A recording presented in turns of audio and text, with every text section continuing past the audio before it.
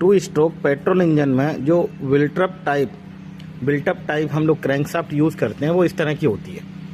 ये जो क्रैंकशाफ्ट आपको दिख रही है ये वाली ये दो हिस्सों में मिलके बनती है।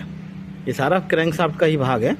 तो ये दो हिस्सों में, आधा हिस्सा इधर आधा हिस्सा इधर, इन दोनों को जोड़ के बनाया जाता है, इसलिए इसको बिल्टअप टाइप क्रैंकशाफ्ट कहा जाता है। एक सिंगल पीस भी आती है जो बड़े इंजनों में यूज़ होती है। देखिए टू स्ट्रोक इंजन में छोटे छोटे पिस्टन होते हैं। छोटा सा पिस्टन है हमारा, कनेक्टिंग राड है, पिस्टन, कनेक्टिंग राड, क्रैंकशाफ्ट, ठीक है। बाकी दो बेयरिंग लगे हुए हैं ऑयल को फिलअप करने के लिए, ऑयल को उठाने के लिए यहाँ देखिए।